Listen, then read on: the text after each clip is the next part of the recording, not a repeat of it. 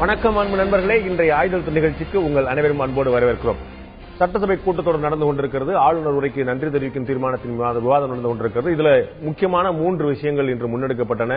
எதிர்க்கட்சிகள் கடுமையாக குற்றஞ்சாட்டி ஆளுங்கட்சி மீது குற்றஞ்சாட்டி எங்களை விவாதம் நடத்துவதற்கு அனுமதிக்கல என்று சொல்லி வெளிநடப்பு செய்திருக்கிறார்கள். ஒன்று பிரதானமாக பேசப்பட்டது, மதுவிலக்குக்கான முயற்சி ஏன் கொண்டு வரப்படவில்லை, படிப்படியாக இதை கொண்டு வருவதற்கான முயற்சி கூட ஏன் இல்லை, அண்டை மாநிலங்களை காரணம் காட்டி பழைய காரணங்களை சொல்லிக் கொண்டு எத்தனை நாளைக்கு இருக்கப்படும் மதுவிலக்கு ஏன் கொண்டு வர தயங்குகிறது, தமிழ்நாட்டில் இருக்கக்கூடிய அத்தனை கட்சிகளும் ஒரே கோரிக்கையாக ஏகோபித்த கோரிக்கையாக வைத்திருந்த கூட ஏன் மது பிரச்சனையில் தமிழக அரசு எந்த முடிவு எடுக்கவில்லை பிரதானமாக வைக்கப்பட்டது. அதற்கான கடுமையான வாத பிரதியாக வைக்கப்பட்ட மாநில அமைச்சர் திரு நத்தன் உஸ்மான் ரொம்ப தெளிவாக சொல்லிவிட்டார். இதற்கான வாய்ப்புகள் எதுவும் இல்லை. இதனுடைய வருவாய் இழப்பை மத்திய அரசு ஏற்றுக்கொள்ளுமானால் செய்ய முடியும். ஏற்கனவே திமுக தலைவர் முன்னாள் முதலமைச்சர் கருணாநிதி அவர்கள் சொன்னதுதான், சுற்றி வந்து நெருப்பை வைத்துக் கொண்டு நடுவில் கற்பூரமாக எரியாமல் இருக்க முடியாது என்று அவர் குறிப்பிட்ட உதாரணங்கள் சொன்னார். ஆகக்கூடி இப்போதும் சரி இனியும் சரி இந்த ஆட்சியில மது விலக்கு வருவதற்கான வாய்ப்பு இல்லை என்பதற்கான சமிகையாக அமைச்சருடைய விளக்கம் வந்தது. மறுபுறம் ஜல்லிக்கட்டு கொண்டு வருவதற்கான ஒரு அவசர சட்டம் ஏன் கொண்டு வரப்படவில்லை, அதை கொண்டு வந்திருக்கலாம், தமிழருடைய பாரம்பரிய வீர விளையாட்டு ஏன் கொண்டு வரப்படவில்லை, அதற்காக தமிழக அரசு என்ன முயற்சி எடுத்தது என்ற கேள்வி கடுமையாக வைக்கப்பட்டது. மூன்றாவதாக ஏற்கனவே பேசப்பட்ட விஷயமா இருந்தாலும் செம்பரம்பாக்கம் சட்டசபை கூடுகிறது. இந்த கடுமையான டிசம்பர் மாதத்தில் 1ஆம் தேதி 2ஆம் தேதி பெய்த கடுமையான மழைக்கு பிறகு சட்டசபை தற்போது கூடுவதனால இந்த மழையை தடுப்பதற்கு, மழை வெள்ளத்தை தடுப்பதற்கு, வெள்ள அபாயத்தை தடுப்பதற்கு என்ன நடவடிக்கை எடுக்கப்பட்டது, செம்பரம்பாக்கம் ஏரி திறப்பில் ஒரு பெரிய கவனக்குறைவு ஏற்பட்டிருக்கிறது. அதற்கு முதலமைச்சர் பொறுப்பெடுக்க வேண்டும், பொதுப்பணித்துறை அமைச்சர் விளக்கம் சொல்லார் என்று கேள்விகள் வைக்கப்பட்டன. இதற்கு வழக்கம் போல மிகப்பெரிய நீண்ட விளக்கத்தை பொதுப்பணித்துறை அமைச்சர் திரு ஓ பன்னீர்செல்வம் அவர்கள் சொன்னார். அதில் நிறைவடையாத இந்த 3 பிரச்சனையுமே வேறு வேறு காரணங்களை காட்டி எதிர்க்கட்சிகள் திமுக காங்கிரஸ் கிட்டத்தட்ட பெரும்பாலான எதிர்க்கட்சிகள் வெளிநடப்பு செய்தன. எதிர்க்கட்சிகளுடைய கேள்வியில் நியாயம் இருக்கிறதா, அரசு தரப்பு தொடர்ந்து தெளிவான விளக்கத்தை சொல்லியும் கூட எதிர்க்கட்சிகள் ஏற்க மறுக்கின்றன. இதைப்பட்டுதான் இன்றைய ஆயுத நிகழ்ச்சி விவாதிக்கிறோம். நிகழ்ச்சி இந்த பதில் நம்முடைய அதிமுக தலைமை இருக்கக்கூடிய இந்திய குடியரசுக் கட்சி மூத்த சட்டமன்ற உறுப்பினர் திரு சேகு தமிழரசன் உங்களை நிகழ்ச்சிக்கு வருகிறேன். அதேபோல பாட்டாளி மக்கள் கட்சியுடைய இளம் சட்டமன்ற உறுப்பினர் திரு கணேஷ்குமார் நம்முடைய இருந்திருக்கார், உங்களை நிகழ்ச்சிக்கு வருகிறேன். அதேபோல அரசியல் விமர்சகர் திரு பெருமாள் மணி நம்முடைய இருந்திருக்கார், உங்களை நிகழ்ச்சிக்கு வருகிறேன். நான் முதல்ல திரு கணேஷ்குமார் தான் கேட்கலாம்னு பார்க்கிறேன். இந்த மது பிரச்சனையில பலமுறை சொல்லப்பட்ட விஷயம், தமிழக அரசு இன்னமும் இந்த மதுவிலக்கை கொண்டு வர மாட்டேன் என்று திடமாக இருக்கிறது என்று சொன்னால், உங்களுக்கு தெரியும், ஒரு அரசியல் ஒரு கட்சியாக ஒரு ஆட்சியாக எல்லாத்தையும் மறந்துட்டு ஒரு சாதாரணமா பார்க்கும்போது ஓட்டு ஒரு விஷயம் பெற்றுத்தரும் என்று சொன்னால் எந்த அரசியல்வாதியும் முதல் அதை தான் முன்னெடுப்பாங்க. அப்ப மதுவிலக்கு வேண்டாம், அது தேவையில்லை இப்போதைக்கு அப்படின்னு அதிமுக அரசு கருதுது அப்படின்னா மக்கள்கிட்டே அதுக்கான ஈர்ப்பு எதிர்பார்ப்பு இல்லை என்ற எண்ணத்தில் அதிமுக அரசு உறுதியாக இருக்கிறதா? அது அவங்க எப்படி நினைக்கிறாங்கன்றது மக்கள் அதற்குண்டான பதிலை வர தேர்தலில் நிச்சயமாக காட்டுவாங்க. ஆனால் நான் முதல்ல சொன்ன லாஜிக் சரிதானா? ஒரு பொலிட்டிக்கலா ஒரு விஷயம் ஒரு நல்ல ஈர்ப்பு தரும்னா பாமகவோ திமுகவோ அதிமுக எந்த கட்சியாவது முதல்ல அதை முன்னெடுத்து அதை கையில் இதை அரசு வாக்கு என்ற அரசியலை தாண்டி ஒரு சமூக பிரச்சனையாக பார்க்க வேண்டும். இதுதான் பாட்டாளி மக்கள் கட்சியோட கொள்கை. இன்றைக்கு நேற்று இல்ல, இன்னும் சொல்ல போனா ஒரு 10 ஆண்டுகளுக்கு முன்னாடி மதுவிலக்கு பேசினா ஓட்டு இல்லன்ற சூழ்நிலை அன்னைக்கும் பாட்டாளி மக்கள் கட்சி பேசிச்சு. இதை தான் நான் இன்னைக்கும் சொல்றேன். நாங்க ஓட்டு அரசியலை தாண்டி சமுதாயத்தில் ஏற்படுகின்ற பிரச்சனையை மனதில் வைத்து கொண்டு வரணும். அதுதான் இன்னைக்கு இருக்கக்கூடிய முக்கியமான விஷயம். இது ஓட்டு அரசியலா, ஓட்டு பெற்றுத்தருமா பெற்றுத்தராதா என்பதெல்லாம் இல்ல. இந்த மதுனால எவ்வளவு பாதிப்பு இந்த மக்கள் அடைந்திருக்கிறார்கள், இந்த நாடு அடைந்திருக்கிறது, எவ்வளவு வீழ்ச்சியை சந்தித்திருக்கிறது இந்த மதுவினால் இந்த அரசு என்பதை பூர்ணமான மதுவிலக்கு என்பது சர்வதேச அளவில் எங்கேயுமே சாத்தியமில்லாத விஷயமா இருக்கு. பல நாடுகள் முயற்சி பண்ணி தோத்திருக்கு, பல மாநிலங்கள் முயற்சி பண்ணி தோத்திருக்குது. சோ இது உதட்டளவில் இருக்குமே விழிப்புணர்வும் தனிமனித ஒழுக்கம் தான் தடுக்க முடியுமே தவிர அரசு நடத்தா இல்லையாங்கிற கேள்வி கிடையாதுங்கிறதா அவங்களுடைய விவாதம். நிச்சயமா அதுதான் சொல்றேன் இல்லையா. இப்போ இந்த வாதமே முதல்ல தவறான வாதம். முதல்ல ஆரம்பத்தில் என்ன சொன்னாங்க, சுற்றி நெருப்பு வளையத்திற்கு நடுவே கற்பூரம் ஏற்றி அது போல இருந்தா எப்படி பண்ண முடியும்? அது அன்னைக்கு அதே விதம் இன்னைக்கு சொல்றாங்க. திராவிட முன்னேற்ற கழகத்தினுடைய தலைவர் கொண்டு வந்து இன்னைக்கு பேசிட்டு இருக்காங்க. ஆனா பாத்தீங்கன்னா இன்னைக்கு பீகார்ல அதுக்குண்டான முன்முயற்சியை எடுத்துட்டாங்க. 2 கட்டமாக செய்ய போறோம். கேரளால அதுக்குண்டான முன்முயற்சியை எடுத்துக்கிட்டு வராங்க. இங்கெல்லாம் அண்டை மாநிலத்துல மதுவிலக்கு அமல்ல இல்ல. இருந்தாலும் தன்னுடைய மக்களுடைய நலனில் அக்கறை கொண்ட அரசு இதற்குண்டான முன்முயற்சியா நடக்குது. தமிழ்நாட்டில் 2 உதாரணங்களும் முழுமையா இருக்குமான்னு தெரியல எனக்கு. பீகார்ல உள்நாட்டு மதுபானம் சாராயத்துக்கான தடை தான் இருக்கிறதே தவிர IMFL என்று அழைக்கக்கூடிய இந்தியன் மேட் ஃபாரின் லிக்கருக்கான தடை இல்ல. ஒண்ணு. இங்க கேரளாவை பொறுத்த வரைக்கும் அவங்க மதுபான குடிப்பகங்கள் தான் தடை பண்ணப்பட்டது, கடைகள் குறைக்கப்படல. இதெல்லாம் தான் படிப்படியான நடவடிக்கை. அவங்க பூரண மதுவிலக்குக்கான படிப்படியான நடவடிக்கையை துவங்கி விட்டார்கள். இவங்க அதை தொடங்குறதுக்குள்ள ஏன் தமிழ்நாடே எடுத்துக்கோங்க. இப்ப இங்க இருக்கக்கூடிய தமிழ்நாடு எடுத்துட்டீங்கன்னா 1935 உங்களுக்கு நினைவு இருக்கும்னு நினைக்கிறேன், ராஜாஜி முதலமைச்சர் அப்ப சென்னை மாகாணமாக இருந்தது. அப்ப வெறும் 4 மாவட்டத்திற்கு மதுவிலக்கை அமல்படுத்தினார். அது உங்களுக்கு தெரியும். ஆமா, 4 மாவட்டத்திற்கு மட்டும் பண்ணார். அன்னைக்கு அண்டை மாவட்டத்துல எல்லாம் இருந்தப்ப பண்ணார். அதற்கு பிறகு 1948 ஓமந்தூரார் அவர் சென்னை மாகாணத்தில் இருக்கும்போது ஒட்டுமொத்த சென்னை மாகாணத்துக்கு பண்ணார். அன்னைக்கு அதிகாரிகள் அவரிடம் கூறியது 18 கோடி ரூபாய் இழப்பு ஏற்படும் என்று. அதே ஓமந்தூர் ரெட்டியார் அவர்கள் மரியாதைக்குரிய முதலமைச்சர் சொன்ன பதில், வருவாய் 18 கோடியாக இருந்தாலும் இதனால் மக்களுக்கு ஏற்படுகின்ற இழப்பு, அவங்க உடம்பு சரியில்லாம போய் அவங்களுக்கு ஏற்படுகின்ற இழப்பு 81 கோடி ரூபாயாக இருக்கும். அப்படியே திருப்பி போட்டு சொன்னார். அது ஒரு கணக்குக்காக சொன்னாரு, அரசியல்வாதம். அதை திருப்பி போட்டு சொன்னார். இது அரசாங்கம் 18 கோடி இழப்பை சமாளித்திடலாம், மக்களுக்கு ஏற்படுகின்ற பொருளாதார இழப்பை சந்திக்க முடியாது என்று நிச்சயமாக பூரண மதுவிலக்கை அமல்படுத்தினார். வருமானத்தோட பொதுமக்கள் நலன் தான் முக்கியம். அதுதான் ஓட்டை தாண்டி சமூக நலன் தான் ரொம்ப முக்கியம். நான் திரு பெருமாள் மணி அவர்கிட்ட கேட்க விரும்புறேன். நான் ஏற்கனவே திரு கணேஷ்குமார் கேட்டதா, இயல்புல அரசியல்வாதிகளுடைய கவனம் எது ஓட்டு தருமோ அது பாப்புலிஸ்டா இருந்தாலும் சரி, நியாயமா இருந்தாலும் சரி, இல்லாட்டாலும் சரி, இயல்புல பார்க்கும்போது அரசியல் கட்சிகள் ஓட்டைத்தான் முதல்ல, வாக்கைத்தான் முதல்ல குறிவிக்கும்.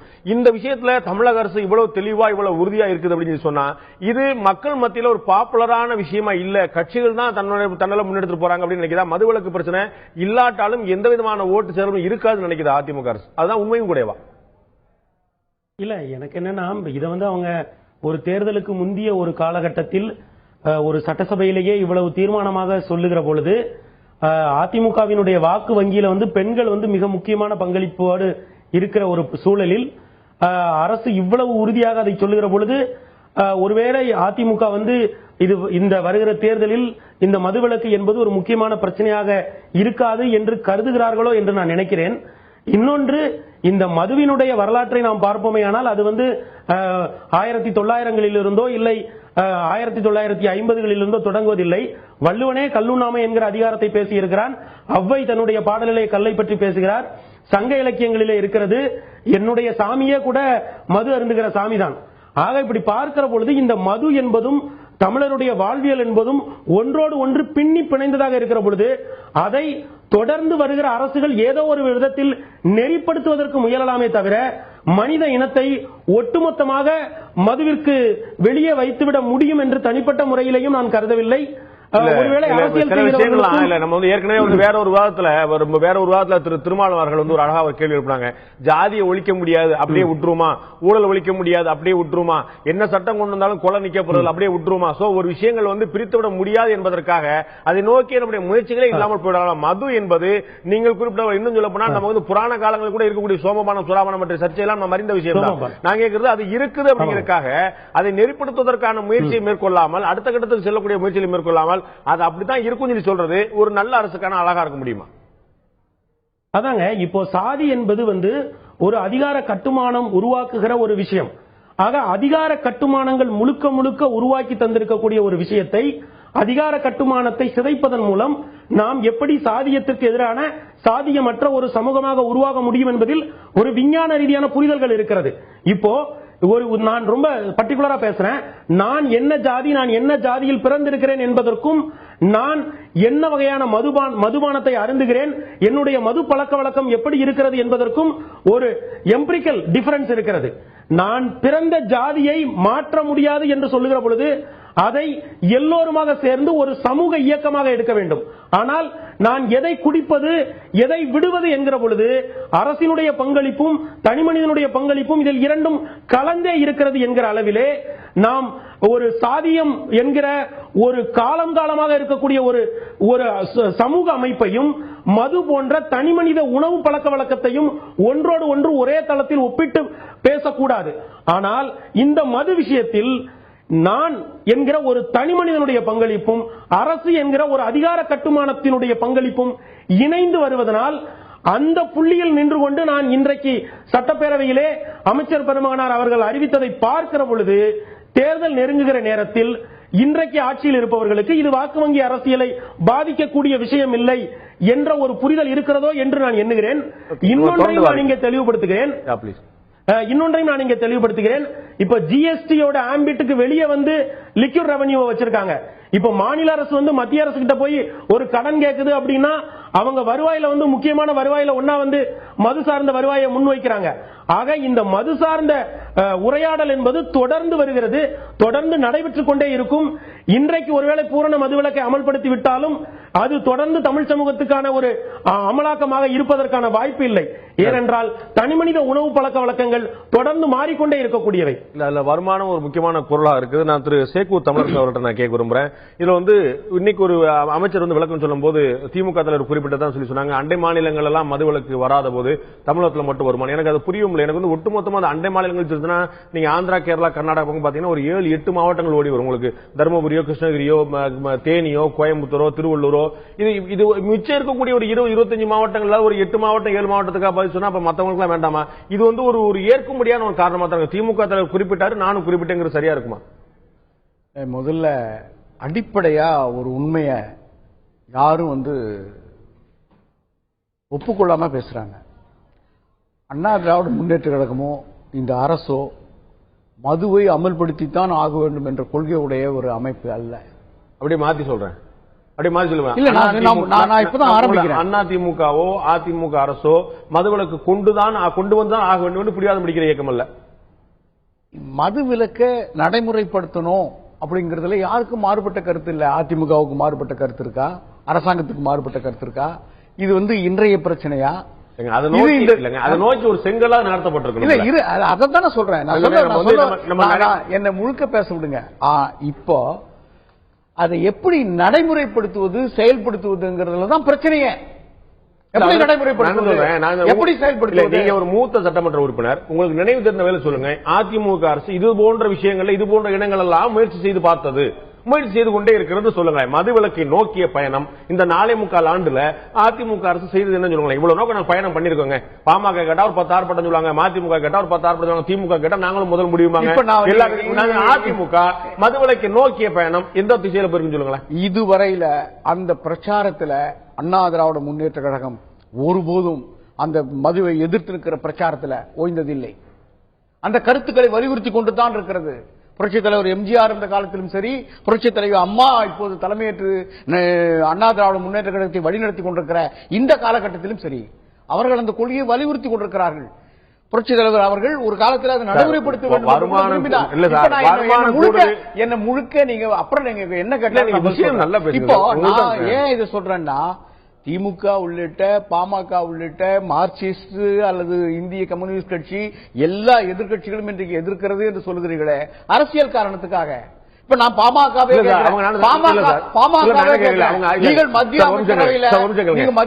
அவங்க அரசியல் காரணத்துக்காக தான் கேட்கறாங்க. அப்படியே உண்மையினே கொள்ளும். அவங்க கேட்கிற விஷயத்துல நியாயம் இருக்கா, நியாயம் இல்லை, இவ்வளவுதான் கேள்வி. அதைத்தான் ஏற்கனவே அண்ணா திராவிட முன்னேற்ற கழகம் வலியுறுத்திட்டு இருக்க. மதுவிலக்கை அமல்படுத்த வேண்டும் என்கிற கொள்கையில யாருக்கும் காலத்திலிருந்து காந்தி காலத்திலிருந்து அவர் அரசியல் விமர்சகரா இருக்காரு, வள்ளுவர் காலத்திலிருந்து எல்லாம் 3000 ஆண்டு காலமா தமிழ்நாட்டில் பேசிக்கிட்டு வர்ற கொள்கை தான். இல்ல நான் பூர்ண எப்படி செய்யல. நான் பூர்ண மதுவிலக்கு பாமக ஒரு முன்னெடுக்கிற ஒரு விஷயத்தை திமுக ஒரு விஷயம் சொல்லுது, மதிமுக அதிமுக என்ன செஞ்சதுங்கிற கேள்வி நம்ம வந்து அடுத்த கட்டமா முன்னெடுக்க நாங்க பிரச்சாரத்துல ஒருபோது ஓய்ந்தது இல்லைன்னு முடியாதுங்கிறதுக்கு 15 காரணம் எடுக்கிறார் அமைச்சர். இத நீங்க கேட்கிற கேள்விக்கு அதுதான், அதற்கு ஒரு எதிர்மறை பதில் தான் வரும். ஏன் எங்களால செய்ய முடியலன்னு, ஏன் அண்டை மாநிலங்களால் முடியுதுங்கிற கேள்வி. எங்க முடிந்தது? கேரளா அரசு குஜராத் மாநிலத்திலும் முடியலையே, அவ்வளவு கடுமையாக்கிய. அதாவது குஜராத்ல என்ன முடியல? ஆமா, குஜராத்ல என்ன முடியல? இப்போது அந்த முதலமைச்சர் அங்கே தொடங்கப்பட்டு இருக்கிற தொழில் வர்த்தக மையத்தினுடைய இதுல அங்கே அதை தளர்த்திருக்காங்களா? இல்ல நான் சொல்றேன், அந்நிய முதலீடுகளை அந்நிய தொழில் முதலீடுகளை கவர்வதற்காக குஜராத்ல நரேந்திர மோடி இருக்கும் போதுமே கூட உரிமம் பெற்றவர்கள், மருத்துவ காரணங்களுக்காக வந்தவர்கள், வெளிநாடுகள்ல இருந்து வெளிமாநிலங்களில் சுற்றுலா பயணம் வரக்கூடியவங்க உரிய உரிமத்தை காட்டி பெற்றுக் கொள்ளாங்க இருந்துச்சு. நான் சொன்னேன், சாமானியனுடைய குடும்பம் இல்ல, நம்ம ஊர்ல சாமானிய குடும்பம் எவ்வளவு குடும்பம் வந்து ஒரு அனாதையாக குடும்ப தலைவர்கள் தவிக்கிறதுங்கிறத உள்ளா வரலாறு உங்களுக்கு தெரியும். நீங்க இன்னொரு செய்தியும் மறந்துடக்கூடாது.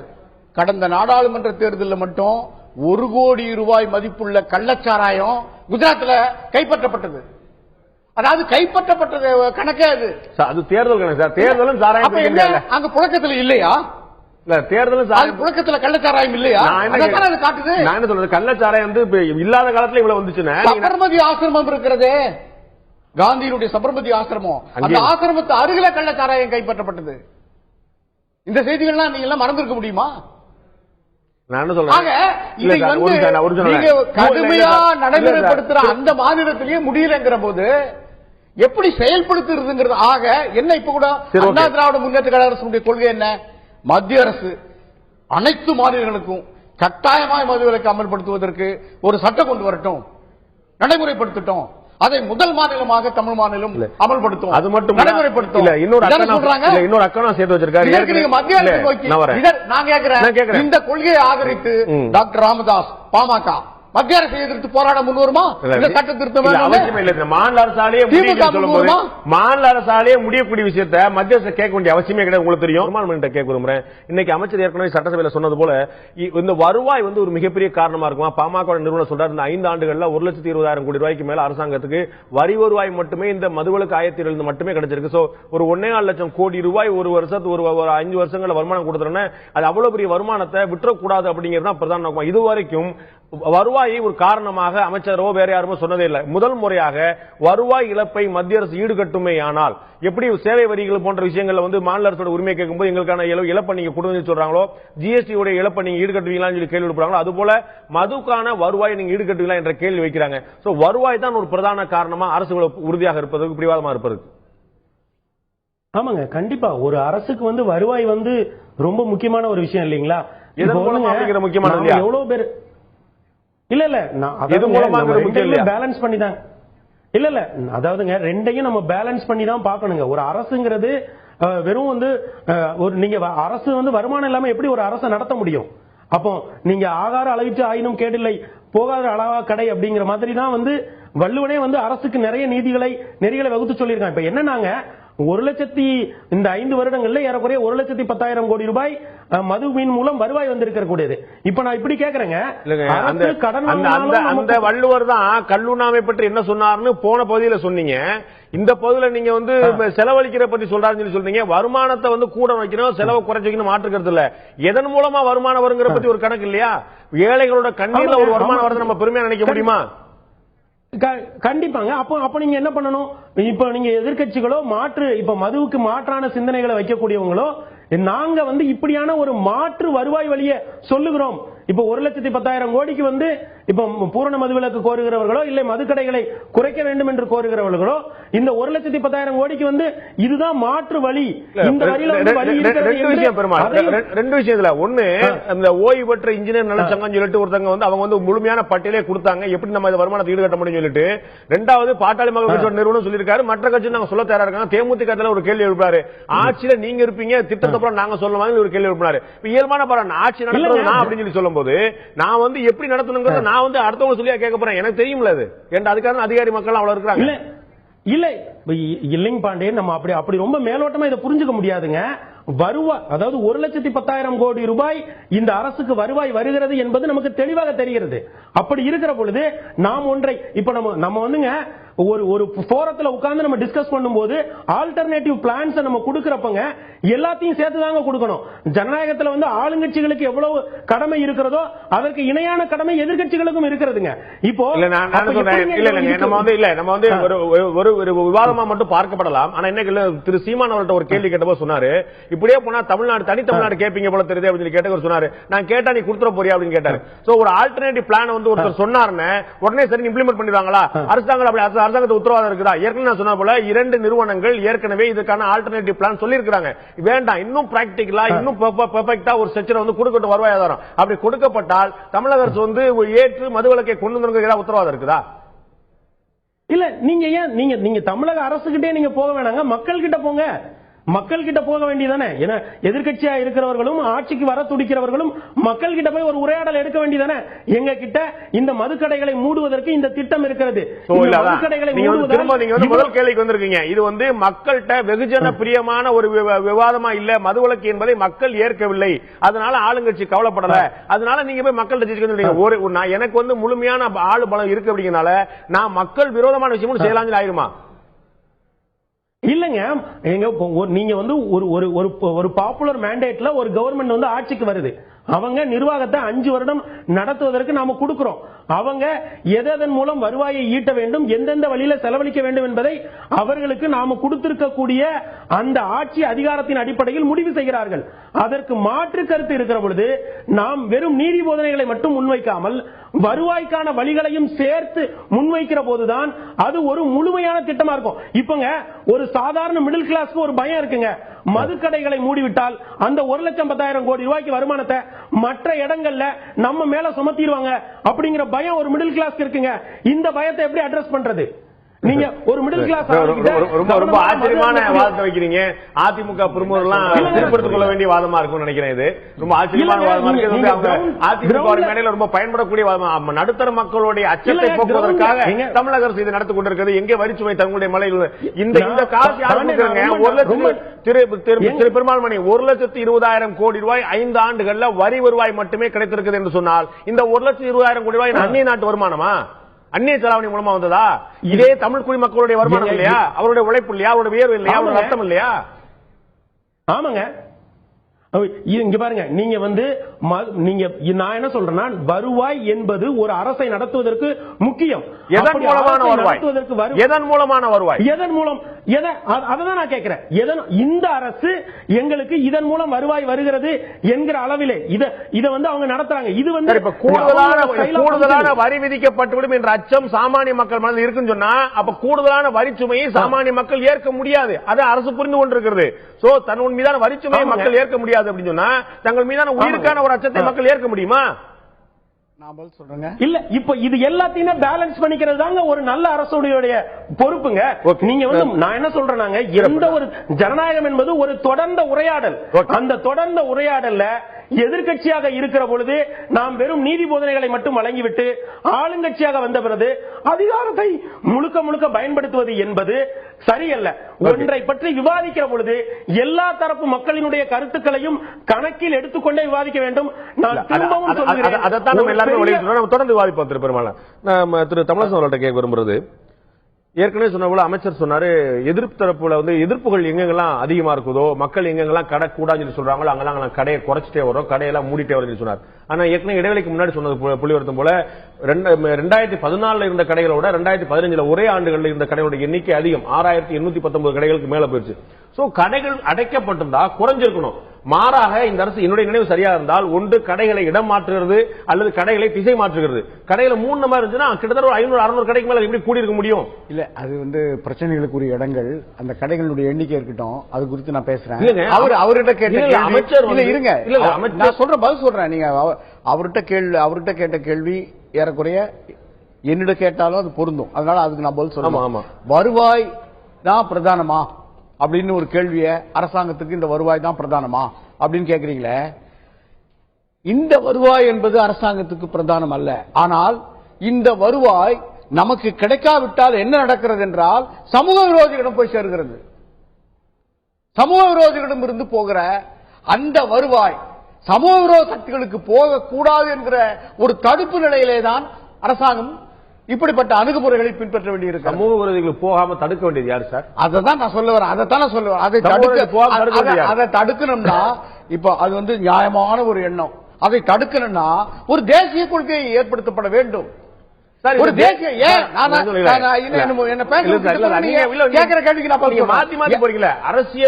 அரசியல் சாசனத்தில் சொல்லப்பட்டிருக்கு, பூரண மதுவிலக்கு தான் நம்முடைய பிரதானமான நோக்கம். அதை முன்னெடுத்துதான் அத்தனை அரசு, மாநில மத்திய அரசுகளும் இயங்க வேண்டும் என்று அரசியல் சாசனத்தில் சொல்லப்பட்டிருக்கு. உங்களுக்கு என்ன தேசிய கொள்கை? இது வந்து மாநில அரசு சம்பந்தப்பட்ட விஷயம். ஆமா ஆமா. இப்ப கேரளா எப்படி நடவடிக்கை எடுக்கிறான்? தேசிய கொள்கை காத்துதானா? பீகார் எப்படி நடவடிக்கை எடுத்தான்? தேசிய கொள்கை காத்துதானா? அவரோட முயற்சி இருக்கலாம், நம்ம செய்யலாம்ல. அரசியல் சாசனத்திலேயே நீங்க சொன்னது உண்மை. ஆனால் எப்படிப்பட்ட சர்ச்சைக்கு பிறகு, விவாதத்துக்கு பிறகு அந்த முடிவு மேற்கொள்ளப்பட்டு தெரியுமா? இதை தேசிய கொள்கையா வைத்துக் கொள்வதா, மாநில கொள்கையா வைத்துக் கொள்வதா? மதுவிலக்கு என்பதை தேசிய அரசு நடைமுறைப்படுத்துவதா, மாநில அரசு நடைமுறைப்படுத்துவதா? ஒட்டுமொத்த ஒரு தேச கொள்கையா, மாநில கொள்கையா? பேசி பேசி பேசி கடைசியில மாநில அரசுகள் வேண்டுமானால் வைத்துக் கொள்ளலாம், விரும்பாவிட்டால் நடைமுறைப்படுத்தலாம். இப்படிதானே ஒப்புட்டா போட்டாங்க அரசியல் அப்ப யார் கையில சார் இருக்கு? யார் கையில இருக்கு முடிவு? ஐயா, நீங்க உங்க கேள்விக்கு நான் முழுமையான பதில் சொல்ல. ஆக இதற்கு பிறகு என்ன ஆச்சு? யார் இதை செய்திருக்க வேண்டுமோ அவர்கள் தான் முதல் மாநிலமா மும்பை மாநிலம் தான் காங்கிரஸ் முதலமைச்சராக இருந்த போது மதுவை அமல்படுத்தியது. சார் நான் பழைய வரலாறுக்குள்ள போல பழைய வரலாறு சொன்னீங்களா? மாநில அரசு கையில இருக்குதா இல்லையா? இப்போ மாநில அரசு கையில இருக்குதா இல்லையா? இப்போ நான் நீங்க கேட்கிற கேள்விக்கு முதல்ல நான் ஒரு கேள்வி எழுப்பிட்டு நான் உங்ககிட்ட பதிலுக்கு வரேன். மாநில அரசுக்கு அதிகாரம் இருக்கு, மறுக்கல, அதுதான் மத்திய அரசு வழங்கியிருக்கு.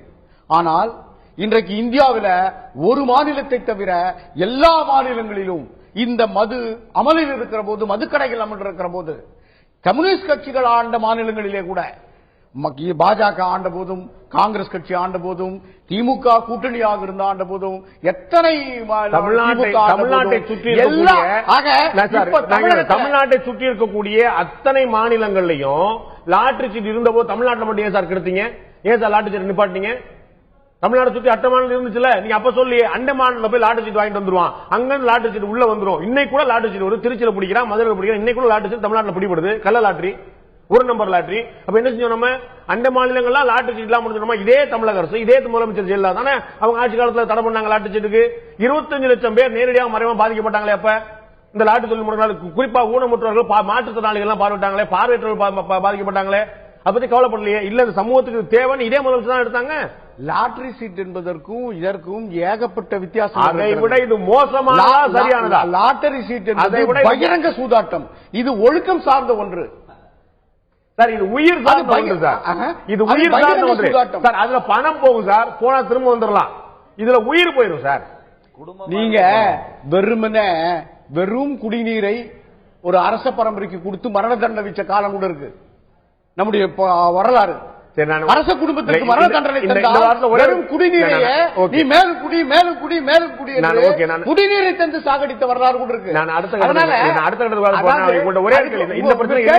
கேள்விக்கு என்ன பழமொழினா, என்னன்னா அளவுக்கு மிஞ்சினால் அமிழ்தும் நஞ்சு. இது வந்து அளவு கம்மியா இருந்தாலும் நஞ்சு தான். அதுதான் உங்க கேள்விக்கு திரு தமிழர். மே 2014 6796 கடைங்க. மே 2015 6813, கிட்டத்தட்ட 100 கடை ஓலாண்டுல கூடி இருக்குங்க. இது வந்து ஆர்டிஐ சட்டப்படி தமிழரசு கொடுத்த தகவலுங்க, நான் எடுத்த தகவல் கிடையாதுங்க, தமிழரசு கொடுத்த தகவல். அப்ப அரசாங்கம் சொல்கிறது 100 கடைக்கு மேல கூடி இருக்குன்னு, அமைச்சர் சொல்கிறார் நாங்கள் படிப்படியாக கடைகளை குறைச்சிட்டு வரோம். எது சரியா இருக்கும்? அவர் அமைச்சருக்கு சொன்ன பதில் என்னன்னா, சர்ச்சைக்குரிய இடங்கள் நீங்கள் வந்து சொல்றீங்க பாருங்க, இது வந்து இது பள்ளிக்கூடம் இருக்கு, மருத்துவமனை இருக்கு, இப்படிலாம் சில சர்ச்சைகளை எழுப்புறீங்க பாருங்க. அந்த கடைகள் எல்லாம் விலக்கி கொள்ளப்பட்டிருக்கிறது. அப்படி எண்ணிக்கை குறைஞ்சிருக்கணும்ல. அது மட்டும் இல்ல, நீங்க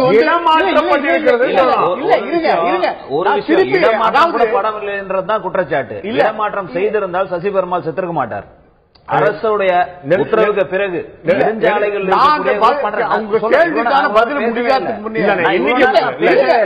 என்ன சொல்ல வரனே நீங்க தெரிஞ்சுக்கலையா? ஒரு கடையை அகற்றுகிற போது அந்த தொழிலாளிகளும் பாதித்து விட முடியாது.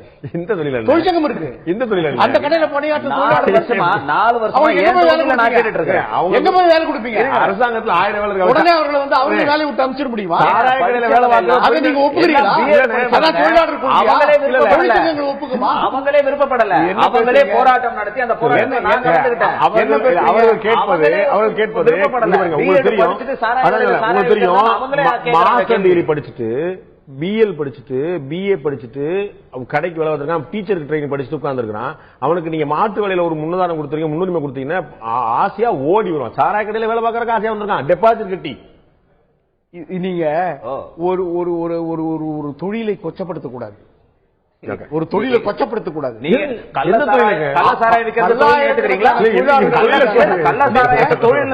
தொழிலை நீங்கள் கொச்சப்படுத்த கூடாது. கள்ள சாராயம் அப்போ இப்போ நான் வந்து திரு கணேஷ் கேட்கிறேன், எங்கள் பகுதியில ஒரு பாட்டாளி மக்கள் கட்சி கூட பொறுப்பாளர் கள்ளச்சாராயத்தில் பிடிபட்டார். அதிமுக பொறுப்பாளரா எல்லா ஊர்லயும் பிடிக்கிறாங்க. அதான் நான் சொல்ல வரேன்.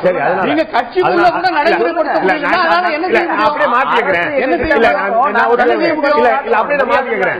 பாமக பிரமுக கள்ளச்சார விற்பனை பிடிபட்டார்ல, அப்ப நீங்க சொல்லிட்டு இருந்த அரசே மது விற்றும் கூட கள்ளச்சார தடுக்க முடியல. நீங்க என்ன சொல்றீங்க? கள்ளச்சாராயம் வந்துரும் அரசு வைக்கணும்னு சொல்றீங்க. கள்ளச்சாராயம் இன்னும் இருக்குது. அப்புறம் அதைத்தான் உங்களுக்கு பதிலா சொல்றோம். அரசாங்கமே முயற்சித்து கூட உங்களுக்கு உங்களால கள்ளச்சாராயம் ஒழிக்க முடியல. அரசாங்கமே உங்களால இருந்தால் சமூக விரோதிகளுடைய உங்களால சக்தி மேலோங்கி விடும். எனக்கு இதுல வாய்ப்பு கொடுங்க. சமூக விரோதிகளுடைய சக்தி மேலோங்கி விடும். இல்ல நான் முடிச்சிடறேன். இதுல ஒரு பெரிய விஷயம் கிடையாது. இந்த நீங்க சொன்னீங்க ஆரம்பத்திலேயே 17 வகையான இது காரணங்கள் அமைச்சர் சொன்னார். முக்கியமான காரணத்தை அமைச்சர் சொல்லல. அரசுக்கு வருகின்ற வருவாயை தாண்டி 2 கட்சியுமே, திமுகவும் சரி அண்ணா திமுக, அவர்களுக்கு வருகின்ற வருவாய் தான் முக்கியமான வருவாய். இந்த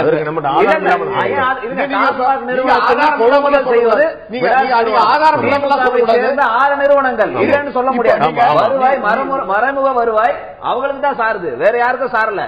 இதை இழப்பதற்கு அவங்க தயாராக இல்ல. மரியாதைக்குரிய சமூக ஆர்வலர் தெளிவா கேட்டாரு, இந்த வருவாயை எப்படி நாங்க இழப்பது? 5 ஆண்டு காலத்துல 1,05,000 கோடி வந்து ஒரே வருஷத்துல 1,08,000 கோடிக்கு அதிக வருவாய். தாது மணல் அரசு 2 லைசன்ஸ் அரசு வச்சிருக்கு. நான் பகிரங்கமா கேட்டிருக்கேன். பாட்டாளி மக்கள் கட்சி பாண்டிச்சேரியில போய் இந்த போராட்டத்தை முன்னெடுத்து நடத்துமா? கேட்கறதுக்கு பதில் சொல்லுங்க சார். பாண்டிச்சேரியில நீங்கள் ஆளுங்கட்சியாக வர வேண்டும் என்று துடிச்சீர்களே, அங்க போய் இந்த போராட்டத்தை முன்வைப்பீர்களா? நீங்க தலைமையேற்று நடத்துவீர்களா? அங்க போய் மது கடைகளுக்கு பூட்டு போடுவீங்களா? கேட்கறதுக்கு பதில் சொல்லுங்க சார். இது லாஜிக்கலான விஷயம். என்ன லாஜிக்? அது என்ன நியாயம்? டான்மை நிறுவனத்திற்கு 2 லைசன்ஸ், 1 கிலோமீட்டருக்கு ஒரு வித்தியாசமா ஏற்றுமதி செய்வதற்கு டான்மை நிறுவனத்திற்கு 2 லைசன்ஸ் இருக்கு. ஏன் ஒரே ஒரு மெட்ரிக் டன் கூட லைசன்ஸ் ஏற்றுமதி பண்ணல? ஆற்று மணலை விற்பனை செய்வதற்கு ஒழுங்குமுறை பண்ணாலே கிட்டத்தட்ட 50,000 கோடி நமக்கு வரும். கிரானைட் ஊழல் நீங்க எத்தனை லட்சம் கோடி? கிரானைட்டை அரசை ஏற்றுமதி எவ்வளவு வருவாய்? இந்த விவாதங்கள் எல்லாமே நான் முதல்ல சொன்ன போல வழி 2008லயே நாங்க கொடுத்தோம். இன்னைக்கு கொடுக்கல. இன்னைக்கு எங்களுடைய தேர்தல் அறிக்கையில நாங்க தெளிவா இந்த விவாதத்தை முன்னெடுக்கும் போது நான் ஒரே விஷயம், அரசியல் காரணங்களுக்காக தான் முன்வைக்கப்படுதா? மக்கள் மீது அரசியல் காரணம் இல்லை. நாங்க சொல்றோம் பிடபிள்யூடி இன்ஜினியர், ஓய்வு பெற்ற பிடபிள்யூடி இன்ஜினியர் 5 லட்சம் கோடி வரும். நான் சொல்றேன் மதுவிலக்கு வேண்டும் என்று கோரிக்கை வைக்கும் போது மக்கள் நலன் மீதான அக்கறையா அல்லது அரசியல் நோக்கமாக கேள்வி வருது இல்லையா? பாட்டாளி மக்கள் கட்சி இன்னும் வலுவா இருப்பதா நம்பக்கூடிய பாண்டிச்சேரியில் அதற்கான முயற்சி இருக்கு. சொல்றேன் இல்லையா, நீங்க ஒரு பொது வாக்கெடுப்பு நடத்துங்க. அதிமுகவால இது சாத்தியமா முடியாதுன்னு தான் மக்கள் சொல்லுவாங்க. திமுகவால சாத்தியமா முடியாதுன்னு தான் சொல்லுவாங்க. பாமகவால சாத்தியம் என்று சொன்னால் நம்ம சாத்தியம் என்பது எல்லாருமே சொல்லுவாங்க. நாங்க பாண்டிச்சேரி மட்டுமல்ல, இவர்கள் கோருகின்ற புதுவையில உங்களுடைய கிளை இருக்கிறதா இல்லையா, அமைப்பு இருக்கிறதா இல்லையா? எங்களுடைய பொதுக்குழு தீர்மானம் நிறைவேற்றப்பட்டிருக்கிறது. 2 ஆர்ப்பாட்டங்கள் பாண்டிச்சேரியில நாங்க பண்ணிருக்கிறோம். அதுக்கு உண்டான ஆதாரங்களையும் நான் உங்களுக்கு வேணும்னா தரேன். இல்லாம பாண்டிச்சேரி மட்டுமே இல்ல, நீங்க உடனே பாண்டிச்சேரிக்கு போறீங்க. பாண்டிச்சேரியில மது அந்த காலத்துல இருந்து வந்துட்டு இருந்தது. அதுக்கு எதிராகவும் நாங்க போராட்டம் பண்ணிட்டு தான் இருக்கிறோம். அங்கேயும் பூர்ண மதுவிலக்கு நாங்க கேட்டுட்டு தான் இருக்கிறோம். அங்க ஒன்னும் மதுவிலக்கு வேண்டாம் நான் சொல்றேன். இதை தாண்டி சொல்ல வேண்டிய ஒரு விஷயம் சொன்னாரு. மறுவானம் எது மூலமா வருது? நீங்க கேட்ட கேள்விக்கு பதிலே சொல்லல. சமுதாயத்தின் ரீதியான அக்கறை. நான் கொஞ்சம் தப்பா கேட்டாலும் நீங்க தப்பா எடுத்துக்க வேண்டாம். வருவாய் வருகிறது என்பதற்காக அரசு விபச்சாரம் நடத்த முடியுமா? இல்ல ஒரு பேச்சுக்கு சொல்றேன். ஒரு தொழில் சொல்றேன். நான் சாராயம் இருக்கிறது ரெண்டுமே ஒன்றுதான். எல்லாமே சமூக சீர்கேடு. நான் நியாயப்படுத்தல சமூக சீர்கேடு. அது எப்படி சொல்லிட்டு செய்யக்கூடாது. இல்ல இல்ல அதான் அது எப்படி அரசு செய்யக்கூடாது, இதையும் அரசு செய்யக்கூடாது என்பது ஏற்றுக்கொள்ளக்கூடிய ஒரு விஷயம். இன்று வரை மதுவை யாராலும் ஒழிக்க முடியவில்லை என்ற நிதர்சனத்தை நாம் மறந்துவிடக்கூடாது. ஊக்குவிக்க கூடாது, மக்கள் மீது திணிக்க கூடாது, கடைகளை அதிகப்படுத்தி ஒரே ஒரு தவறான மனிதர்கள் வரும்போது ஒரு நியாயப்படுத்தவே முடியாத விஷயம் தான். இருந்தாலும் ஒரு விஷயம் இருக்கு. என்னன்னா இன்னைக்கு ஒரு தவறான பொருள் மதுபானத்துல ஒரு கலப்படம் ஏற்பட்டுச்சுன்னா அது உடனடியாக உயிர் பொறிக்க நிகழ்வா மாறும். நம்ம அன்னைக்கு தனியார் நிறுவனங்களை மது இருக்கும் போது நல்லது. WHO இன்னைக்கு புள்ளி விவரம் வெளியிட்டு இருக்கிறது. மதுவினால் ஏற்படுகின்ற உயிரிழப்பு 5%. கள்ள மது என்று சொல்றீங்க இல்லையா, கள்ள மதுவினால் ஏற்படுகிறது 0.1% கூட கிடையாது.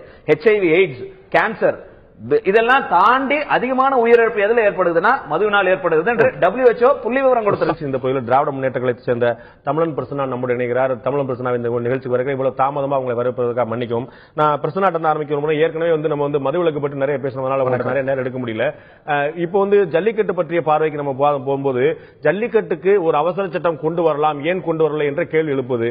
அப்ப திராவிட முன்னேற்ற கழகம் உள்ளிட்ட எல்லா எதிர்க்கட்சியும் கேட்கிறாங்க. எனக்கு என்ன கேள்வின்னா, நம்ம ரெண்டு வருஷமா நடக்கல, இதற்கு முன்னாடி இத்தனை முறை 5 ஆண்டுகள் ஆட்சியில சட்டப்பேரவை கூட்டப்பட்ட போதெல்லாம் ஒரு முறை கூட எதிர்க்கட்சிகளே கூட அவசர சட்டம் கொண்டு மாநில அரசை சமாளிக்கலாம்னு ஒரு பார்வையை சொல்லல. அப்ப இந்த அவசர சட்டம் கொண்டு வரலாங்கிறதே மத்திய அரசுல இருந்து சுப்ரீம் கோர்ட்ல எல்லா பக்கமும் கையில இருந்து பந்து நழுவிய பிறகு சொல்லப்படுற ஒரு விஷயமா இருக்கு. அப்ப மாநில அரசு குற்றம் சாட்டுறது நியாயமா இருக்குமா திரு பிரசன்னா?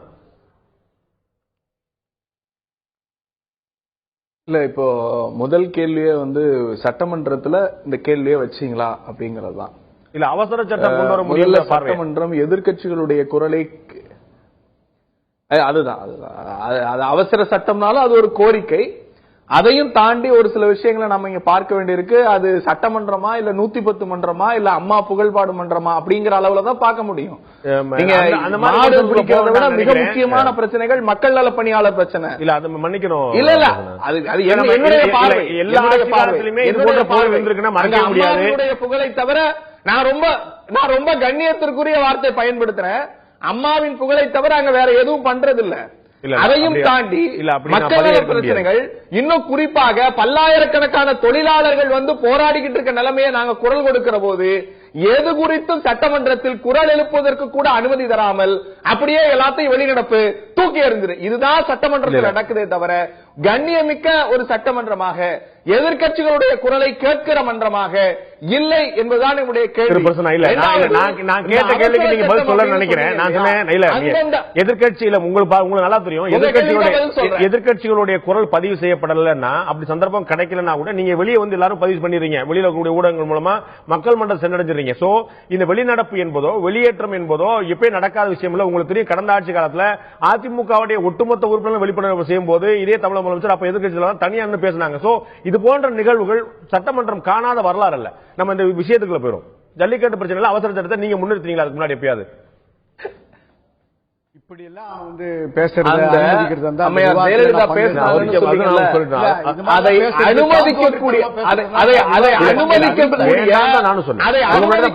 கண்ணியம் திமுகவின் சட்டமன்றத்தில் இருந்தது. திமுக ஆளுங்கட்சியாக இருந்த போது அம்மையார் ஜெயலலிதா தனியா பேசினால் 1 மணி நேரம் அல்ல 2 மணி நேரம் பேசினாலும் அதை அனுமதிக்கக்கூடிய இன்னைக்கு கூட சட்டமன்ற உறுப்பினர் 1 மணி நேரம் பேசினாரு. இங்க அதிமுகவிற்கு இருக்கிற சட்டமன்ற உறுப்பினர் 1 மணி நேரம் அதிமுகவுக்கு இருக்கிறதா?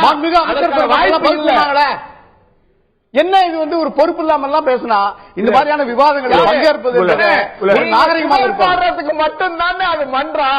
நீங்க புகழ் பாடுறதுக்கு ஸ்டாலின் கேள்வி பேசுறதுக்கு வாய்ப்பு கிடைக்கும். சட்டமன்றத்தினுடைய துணைத் தலைவர் மரியாதைக்குரிய முடியாது. கணேஷ்குமார் உட்கார்ந்து இருக்கார் சட்டமன்ற உறுப்பினர். அவருக்கு நீங்க எத்தனை முறை வாய்ப்பு கொடுத்திருக்கீங்க? மணி அடிச்சு உட்கார்ற நிலைமைதான் சட்டமன்றத்தில் இருக்கு. இல்ல நம்ம விவாதத்துக்குள்ள போலான்னு பாக்குறேன். நீங்க விவாதத்துக்கு வெளியே தான் திரும்ப திரும்ப கொண்டு வந்துட்டு இருக்கீங்க. தெரியாத யாரும்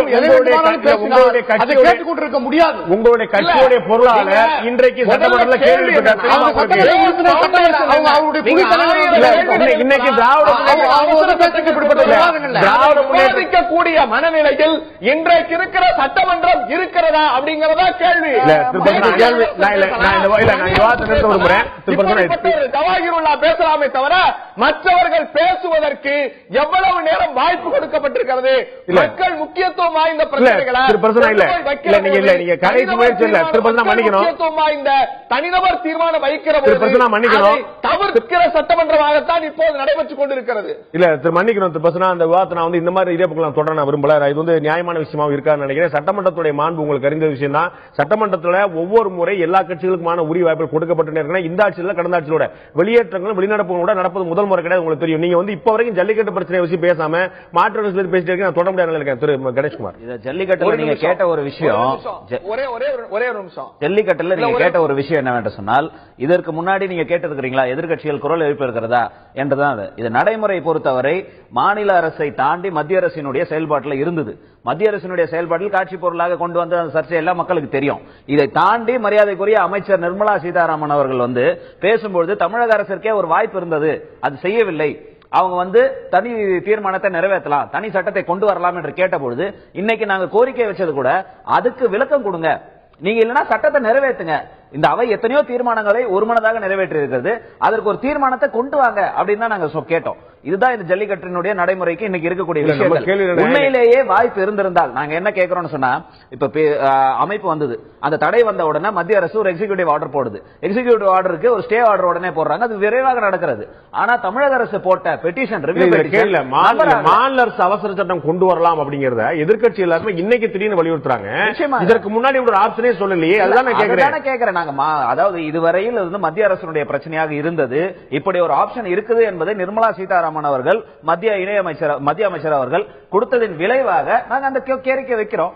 நான் கோரிக்கை வச்சது நீங்க நிறைவேற்றுங்க. வாய்ப்பு இருக்கா இல்லையா? வாய்ப்பு இல்லைன்னா வாய்ப்பு இல்லைன்னு சொல்லுங்க.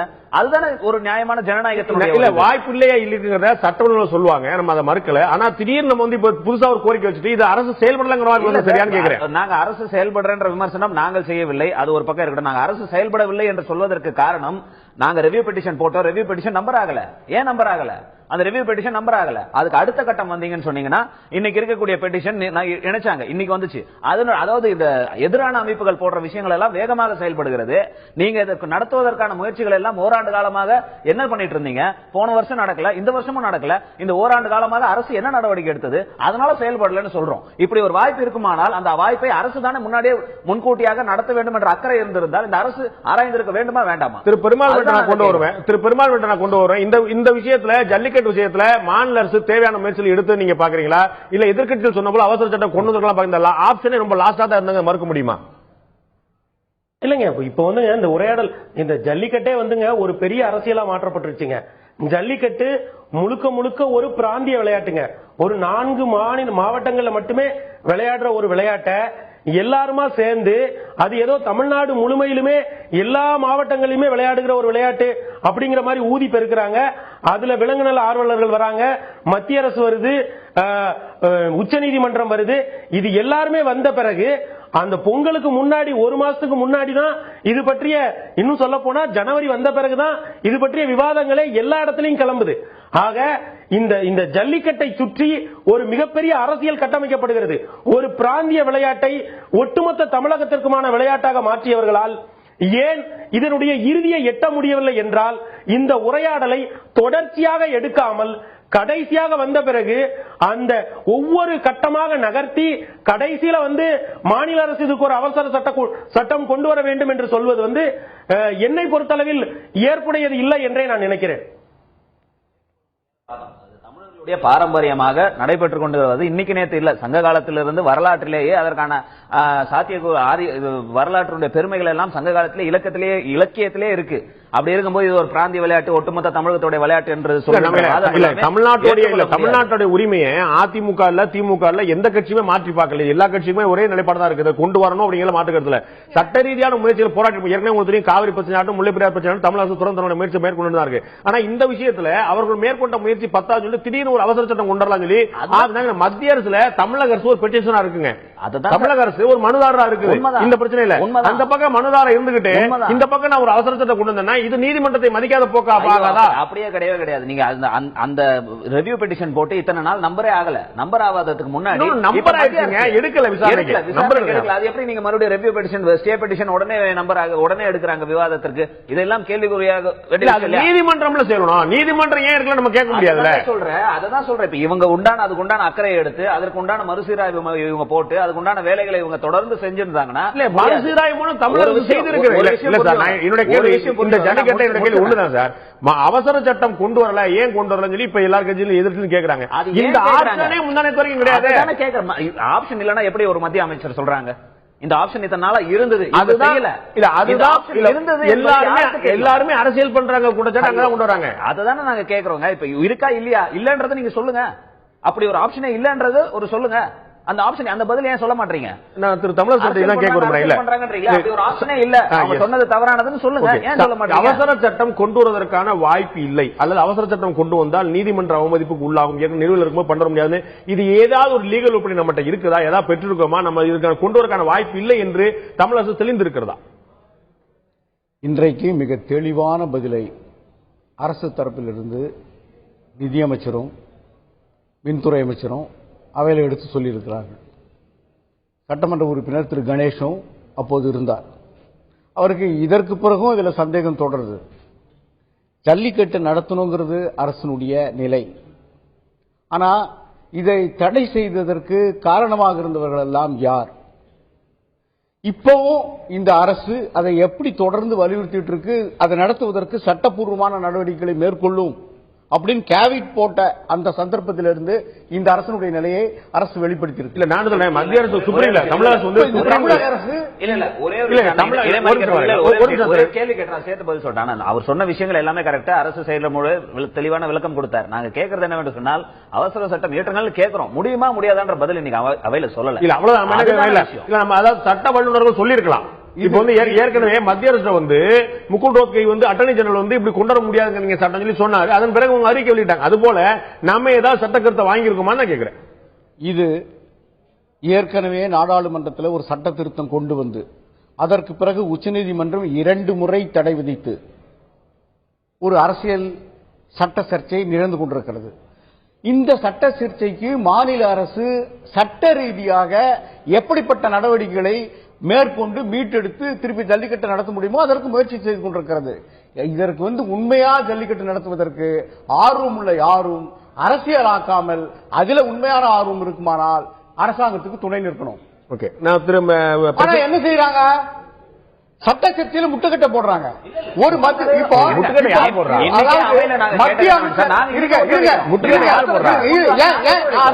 கண்டினியூட்டி சொல்றேன். மத்திய அமைச்சர் திருமதி நிர்மலா சீதாராமன் தமிழ்நாட்டில் இந்த கருத்தை சொல்லியிருக்காங்க. அதை இன்னும் வேறு சிலர் அதே மத்திய அமைச்சர்கள் இது அவங்களுடைய தனிப்பட்ட கருத்துன்னு சொல்லியிருக்காங்க. இது மத்திய அரசுடைய கருத்து அல்ல, பிரதமருடைய கருத்து அல்ல. பிரதமருக்கு சொன்னாரா? கேள்வி கேட்க முடியுமா? இது அவருடைய கருத்தா, இது அவருடைய கருத்தா, பாஜகவுடைய கருத்தா, மத்திய அரசுடைய கருத்தா? மத்திய அமைச்சர் வைத்திருக்கிற விமர்சனத்தை ஒரு கொள்கை முடிவாக ஏற்றுக்கொண்டு அது சொல்லக்கூடிய. ஆனா நம்முடைய மாநில அரசை பொறுத்தவரை அரசுடைய நிலையை மாநில அமைச்சர்கள் சட்டப்பேரவையிலேயே தெளிவாக எடுத்து அவர் சொல்லக்கூடிய விஷயம் பாத்தீங்கன்னா, இது அவர் சொல்லக்கூடிய விஷயம் இல்ல, இது மத்திய அரசுடைய விஷயமா நிர்மலா சீதாராமன் சொன்ன சரியா தப்பாங்கிறதுக்குள்ளே போல தப்பாவும் இருக்கலாம். நம்ம கேட்கறது இது தொடர்பான ஏதாவது லீகல் ஒப்பீனியன் பெற்றோமா, அரசு சட்ட ரீதியாக பெற முடியாது. நம்ம ஏற்கனவே சொன்ன போல உச்சநீதிமன்ற வழக்கு நிலுவையில் இருக்கனால இது நம்ம வழக்கு சொன்னா கண்டெம்ட் ஆயிருங்க. அதனால சட்டப்பூர்வமான நடவடிக்கைகள் மேற்கொள்ளப்பட்டு வருகிறதுனா என்ன பொருள்? இல்ல நடந்துருக்கு. கேவியட் போட்டது அதுல வந்து ஒரு எதிர்க்கட்சிகள் சட்ட நடவடிக்கைகள் மேற்கொள்ளுகிற போது அதுல வந்து உடனடியாக அரசாங்கம் இப்படிதான் நடவடிக்கைகள் மேற்கொள்ளப்பட்டிருக்கும் சொல்ல முடியாது.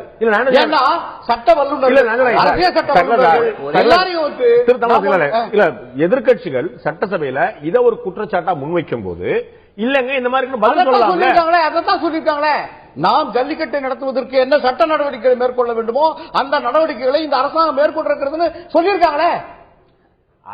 அது என்ன சட்ட நடவடிக்கை வந்து கேட்க முடியும்? அவையில சொல்ல முடியும்? அவசியம் இல்லையா? இந்த பிரச்சனை அது ஒரு அரசு ரகசியம் இல்லையா? ரகசியம் அப்படின்னு வராது. சட்டமன்றத்தில் ரகசியமே கிடையாது. மக்கள் மன்றத்தில் சில விஷயம் சொல்லலாம். அரசாங்கம் இப்படிப்பட்ட நிலையில ஆளுநரிடம் ஆலோசனையுடைய கருத்துரை கேட்பாங்க, 4 அரசியல் சட்ட வல்லுநரோட கேட்பாங்க. இதுல நாம் எப்படி அணுகுனா இதுல வெற்றி பெற முடியும்? மத்திய அரசு இப்படி சட்டம் போட்டிருக்கு, உச்சநீதிமன்றம் அணுகுமுறையை எப்படி வந்து செய்தியாக முடியும்?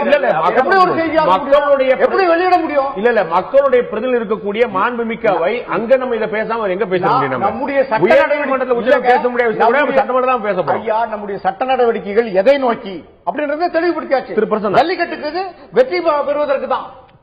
இந்த கோரிக்கை இந்த வாதத்தை யாருமே முன்வைக்காத போது நீங்க ஒரு சட்ட வழக்கறிஞரா கூட இருக்கிறீங்க, உங்களுக்கு தெரிஞ்ச விஷயம் ஏற்கனவே சொன்னது போல நீதிமன்றத்தில் மத்திய அரசு மாநில அரசு வந்து கேவியட் போட்டிருக்கு. அதுக்கு முன்னாடி மறுசீராய்வு மனு தாக்கல் பண்ணிருக்கு. இப்ப மத்திய அரசு மாநில அரசு ஒரு பார்ட்டியாக இருக்கும் போது அவர்கள் இந்த விஷயத்தில் அவசர சட்டம் கொண்டு வர முடியாதுன்னு எல்லாரும் தெரிஞ்சதேதான் ஆளுங்கட்சி மேல ஒரு பழி ஓடுங்கிறக்கா இந்த முயற்சி அப்படிங்கிற குற்றச்சாட்டு வைக்கப்படுது. திருப்பரசனா இல்ல முதல்ல நான் இந்த நிகழ்ச்சியில ரொம்ப கடைசி நேரத்துல வந்ததுனால எனக்கு கொஞ்சம் நேரம் கொடுக்கணும். இல்ல எங்களுடைய காரணம் இருக்கிற தலைப்பு வந்து மக்களின் இல்ல நான் அது சொல்ல வரல, நான் எனக்கான வாய்ப்பு கொடுங்கன்னு சொல்றேன். மக்களின் மனநிலையை சட்டமன்றம் பிரதிபலிக்கிறதா அப்படிங்கிறது ஒரு கேள்வி. நீங்க ஒட்டுமொத்தமா எல்லா எதிர்க்கட்சிகள் மேலேயும் ஒரு குற்றச்சாட்டு வச்சீங்க, இதை ஏன் தொடர்ந்து செய்யவில்லை, சட்டமன்றத்தில் இதை ஏன் எழுப்பவில்லை அப்படின்னு. எல்லா எதிர்க்கட்சிகளும் தொடர்ந்து எழுப்பிய பிரச்சனையான மக்கள் நல பணியாளர் பிரச்சனை, சாலை நல பணியாளர் பிரச்சனை, இன்னும் பட்டதாரி ஆசிரியர்கள் பிரச்சனை, பார்வையற்றோர் பிரச்சனை, வேலை வாய்ப்பு பிரச்சனை, இதை எல்லா கட்சிகளும் தொடர்ந்து எழுப்பிக்கிட்டு வருது. இது குறித்து அரசு ஏதேனும் ஒரு முன்முடிவை சட்டமன்றத்தில் சொல்லி இருக்கான்னு சொல்லுங்க. இது ஏதோ எதிர்க்கட்சிகள் எல்லாம் இந்த அரசியல் செய்ய வேண்டிய அவசியம் வேறு பக்கம் தான் இன்னமும் ஒரு செய்தி. எனக்கு பெரிய வியப்பா இருக்குது. விவாதம் திரும்ப வேறு பக்கம் உங்களுக்கு தெரியும். மக்கள் நல பணியாளர் தலைப்பை ஒட்டி பேசுறேன். இரண்டாவது, நீங்க கேட்ட கேள்விக்கு நான் பதில் சொல்றேன். இதுல ஒரு சட்ட பார்வையில ஒரு வழக்கறிஞரா ஏற்கனவே உச்ச நீதிமன்றத்தினுடைய நீதிபதி மார்க்கண்டேய கஜு தெளிவா சொல்றார். அட்டவணை 7 படி நீங்க இதுல இருக்கிற செக்ஷன் 28 படி இதை ஒரு விளையாட்டு பொழுதுபோக்கு என்கிற அடிப்படையில் நீங்கள் மாற்றி இதனை செய்யலாம் அப்படின்னு ஒரு ப்ரொவிஷன் இருக்கு. சட்டப்படியான ஜல்லிக்கட்டு பேரை விட்டுட்டு காலையில் மீதான காதல் வச்சுக்கோங்கன்றாரு. அதெல்லாம் வந்து ஒரு கேலி பண்ற மாதிரி, நீதித்துறையை அவமதிக்கிற மாதிரி ஆயிடாது. அதெல்லாம் ஜாலியான விஷயமா அது? இல்ல ஒரு நிமிஷம் நீங்க சொன்னீங்க சட்டத்தின்படி இந்தியால எங்கேயுமே 50% மேல இடஒதுக்கீடு இல்ல. தமிழ்நாட்டுல 69% இடஒதுக்கீடு இருக்கு. ஏன்னா அங்க வழக்கு உச்ச நீதிமன்றத்தில் நடந்துகிட்டு இருக்கு. இங்க சிறப்பு சட்டத்தின் மூலம் அதை நடைமுறைப்படுத்துகிறோம். அப்படித்தான் இதையும் செய்யறதுக்கான ஒரு வாய்ப்பு இருக்கு. ஒன்று. இரண்டாவது, இந்த நிலையில அதிமுக அரசு நாங்க இன்னைக்கு விளக்கம் கொடுக்கிறோங்கிறாங்க. பாராளுமன்றத்தில் ஏற்கனவே 37 உறுப்பினர்கள் வைத்திருக்கிறாங்க. மாநிலங்களவையில 11 உறுப்பினர்கள் வைத்திருக்கிறாங்க. என்ன இதுவரைக்கும் நாடாளுமன்றத்திலே குரல் எழுப்பினார்கள். நாடாளுமன்றம் முடிய போற அரை மணி நேரத்துக்கு முன்னாடி முதலமைச்சர் கடிதம் எழுதுறார். ஆனா இந்த மறுசீராய்வு மனு போடுறாங்க இல்லையா தமிழ்நாடு அரசு, அந்த மறுசீராய்வு மனு தாக்கல்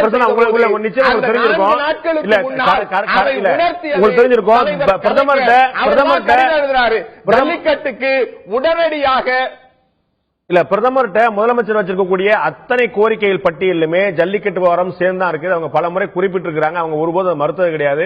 அவங்க நல்லது. இந்த கடிதம் என்பது ஒரே நாள்ல ஒரு முறை எழுதின கடிதம் மட்டும் கிடையாது, பல முறை கடிதம் இருக்காங்க. இந்த கடிதம் எழுதும் முறையை திராவிட முன்னேற்ற கழகம் கையாண்டு மறுத்துவிட முடியாது. இல்ல ஒரு நிமிஷம், நான் சட்டமன்றத்தில் எதிர்க்கட்சிகள் ஏன் எழுப்பலங்கிற போது இதை சட்டம் இயற்றுகிற அதிகாரம் நாடாளுமன்றத்தில் இருக்கு. ஒரு வருஷமா இவங்களுக்கு 37+11 நாடாளுமன்ற உறுப்பினர்கள் இருக்கிற போது எத்தனை முறை அதிமுகவின் நாடாளுமன்ற உறுப்பினர்கள் குரல் கொடுத்திருக்கிறார்கள். அதைத்தான் இங்க பேசணும். இரண்டாவது, இந்த சீராய்வு மனுவை தமிழக அரசு தாக்கல் செய்யறதுக்கு முன்னாடி தலைவர் கலைஞர் தான் தமிழக அரசு உணர்த்தினார். ஜல்லிக்கட்டு விவகாரத்தில் தீர்ப்பு இப்படி வந்திருக்கு, உடனடியா மறுசீராய்வு மனு தாக்கல் செய்யுங்கன்னு தலைவர் கலைஞர் சொன்னதற்கு பிறகு 5 நாட்கள் கழித்துதான் அதிமுகவினர் தாக்கல் செய்தார்கள். இது இப்படி இருக்கிற சூழ்நிலையில எதிர்க்கட்சிகளை குற்றம் சொல்லுவது ஒரு தவறான அணுகுமுறை. என்னதான் இருந்தாலும் சட்டமன்றத்தில் எதிர்க்கட்சிகளுடைய குரல் வலை நசுக்கப்படுகிறது. ஓகே, உங்களுடைய இறுதியான சொற்பொழிவு நேரம் இல்ல. இப்போ இந்த ஜல்லிக்கட்டு குறித்த நாடாளுமன்ற சட்ட திருத்தம் வந்தபோது கூட்டணி அமைச்சரவையிலேயே இருந்த திமுக அப்போது எதற்காக மௌனம் காத்தது? பதவிக்காகவா? இன்னைக்கும் கூட பதவி சுகத்துக்காகவா? இன்னைக்கும் கூட 69 சட்டம் குறித்து தமிழ்நாட்டில் சட்டம் இயற்ற போது திரு திமுக தலைவர் கருணாநிதி அவர்கள் கடலூர்ல ஒரு திருமணத்தில் என்ன சொன்னார் தெரியுமா? இந்த சட்டத்தை வைத்துக் கொண்டு நிறைவேற்றிய பிறகு நடைமுறைக்கு வந்த பிறகு 10 ஆண்டுகளாக நடைமுறையில் இருக்கிற போது அது என்ன பேசுறாங்க? தார்மீகம் பற்றி நம்ம மறைத்துவிட்டு வரலாறு தெரியாமல் பேசக்கூடாது. இல்ல, எதிர்க்கட்சிகளுக்கு கேள்வி எழுப்ப வேண்டிய கடமை இருக்குது. நம்ம நிச்சயமா அவர்கள் பதில் சொல்ல வேண்டிய கடமை ஆளுங்கட்சிக்கு இருக்கு. மருத்துவ நம்ம 3 விஷயங்கள் பற்றி விவாதிக்கலாம் இருந்தோம். நேரமின்மை காரணமாக செம்பரம்பாக்கம் விஷயம் பற்றி நம்ம விவாதிக்க முடியல. நேர குறைவு காரணமாக நிகழ்ச்சி நேரத்தில் முடிவு செய்ய ஆயுதத்து நீட்சிக்கு நாம் செல்ல வேண்டியிருக்கிறது.